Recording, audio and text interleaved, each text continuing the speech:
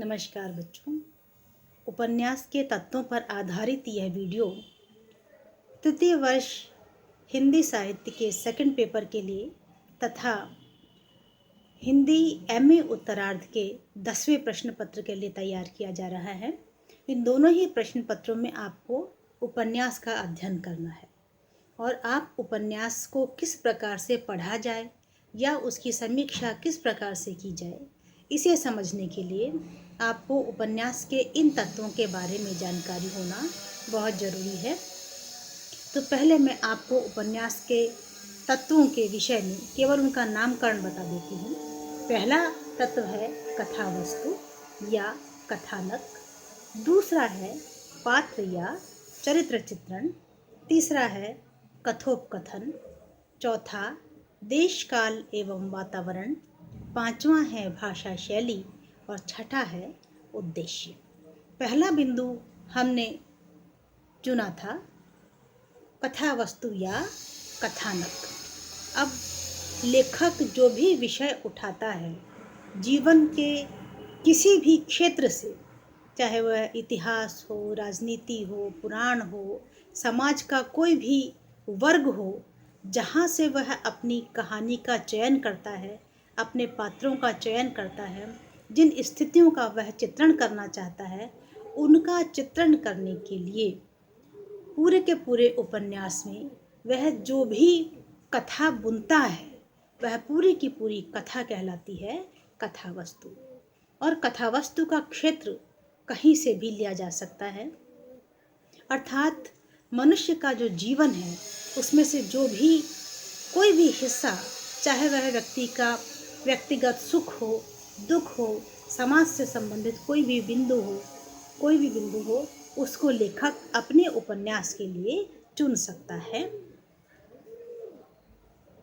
उपन्यासकार का कर्तव्य यह है कि वह अपनी कथावस्तु में जो भी निरूपित कर रहा है, जीवन का जो भी अंश अभिव्यक्त कर रहा है, उस कथावस्तु को उसे सच्चाई के साथ प्रस्तुत करना होगा, क्योंकि वह पाठक के सामने ये उद्देश्य लेकर के चलता है कि यदि उसे जो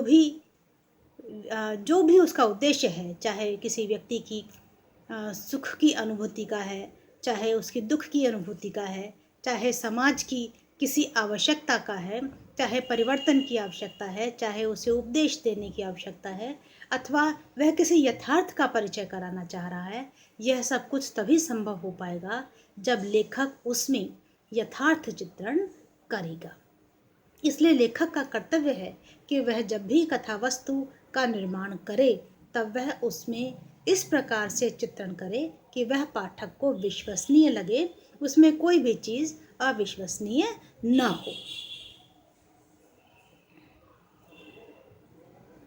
और जब वह एक बार कथा का चयन करता है तब उसके लिए वह उस कथा को क्रमबद्ध तरीके से प्रस्तुत करे, सुनियोजित तरीके से प्रस्तुत करे और इतना ध्यान रखे कि कहानी जो है या कथावस्तु जो है उसमें रोचकता हो, उसमें संभाव्यता हो। अर्थात संभाव्यता से आशय है कि पाठक यह विश्वास कर पाए कि यह चीज़ संभव है या नहीं है। और तीसरी बात है मौलिकता, अर्थात उसमें वह किसी का पिष्ट पेषण नहीं करे, बल्कि जो कुछ वह स्वयं सोच रहा है या अनुभव कर रहा है उसी की उसमें अभिव्यक्ति करे।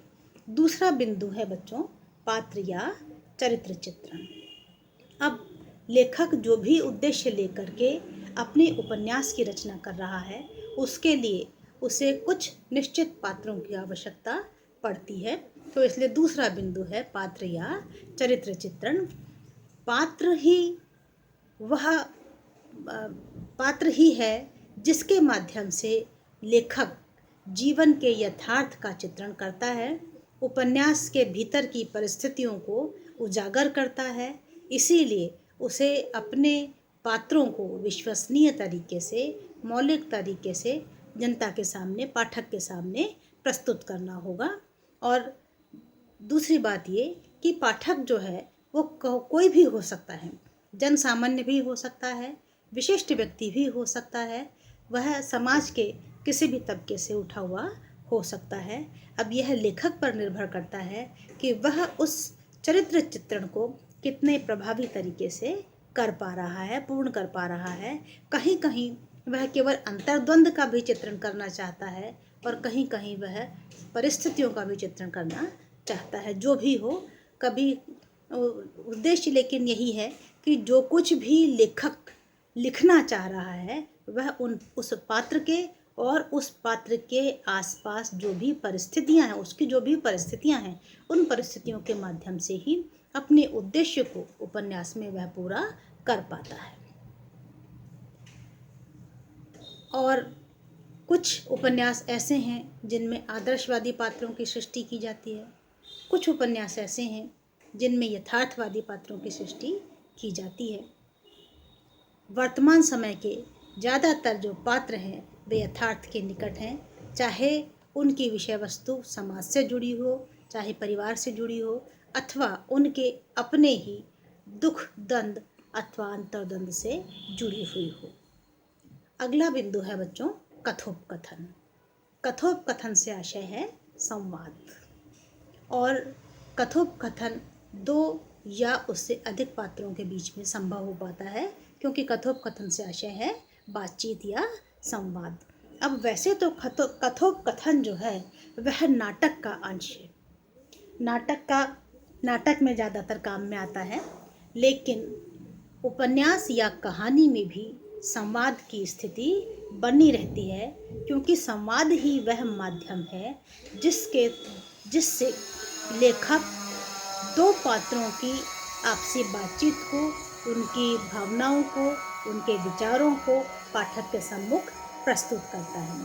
तो कथोपकथन जो है वह पात्रों का चरित्र चित्रण करते हैं, कथानक के प्रवाह में सहायता करते हैं और घटनाओं में तीव्र गति का संचार करते हैं।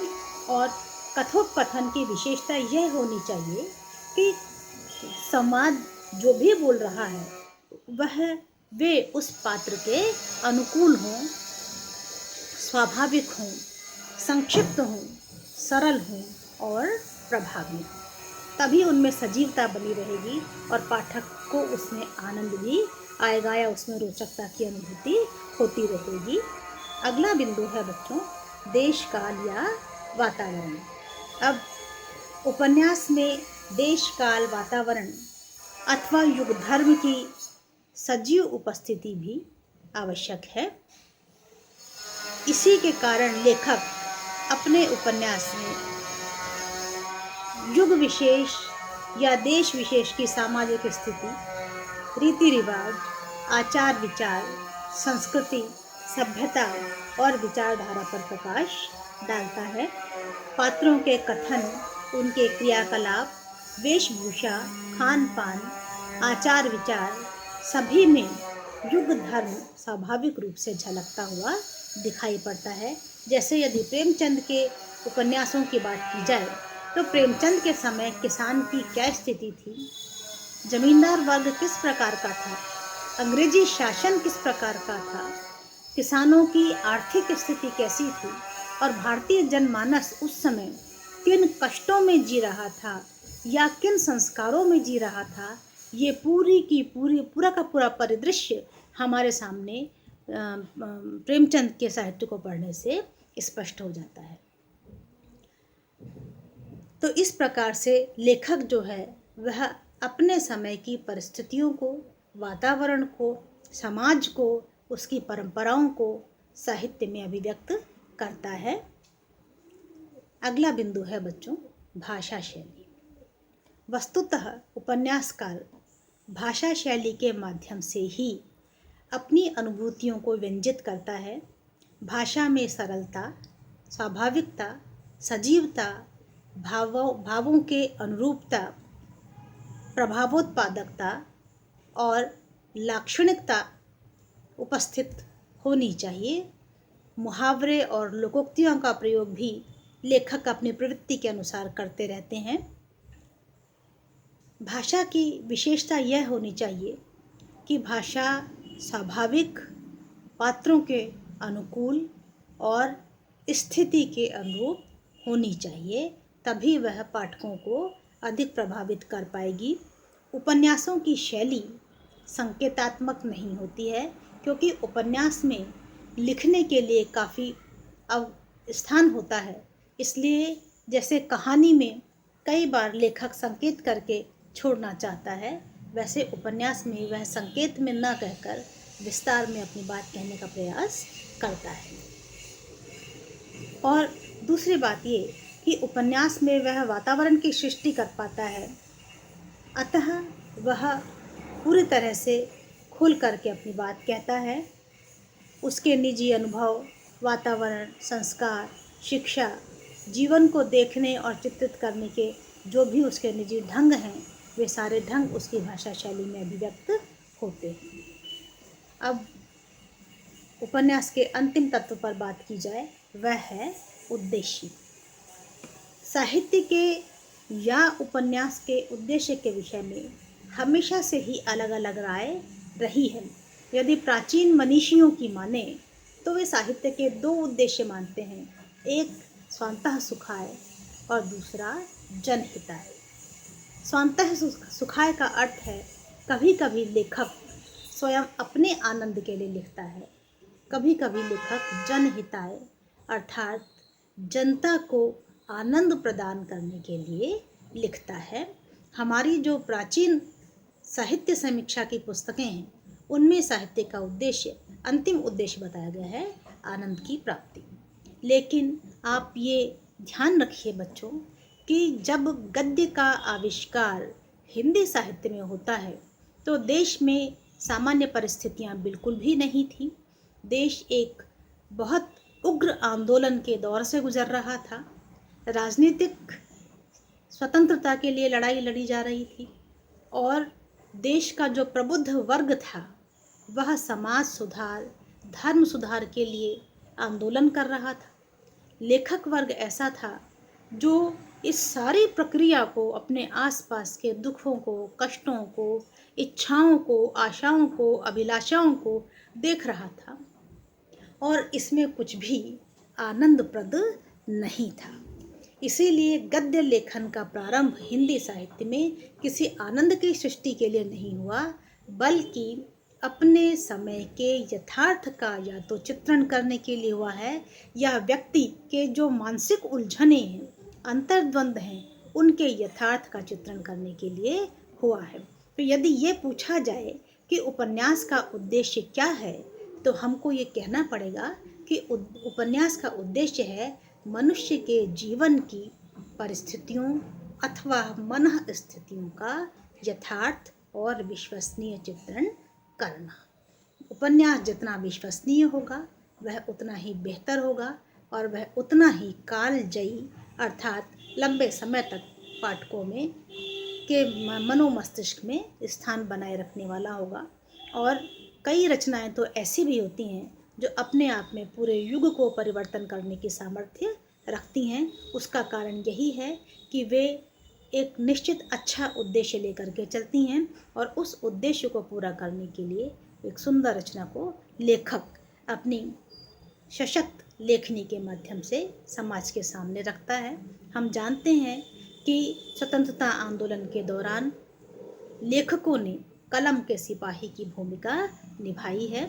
अब आगे हम इन्हीं सारे बिंदुओं को ध्यान में रख करके त्यागपत्र तथा आकाश की छत का अध्ययन करेंगे।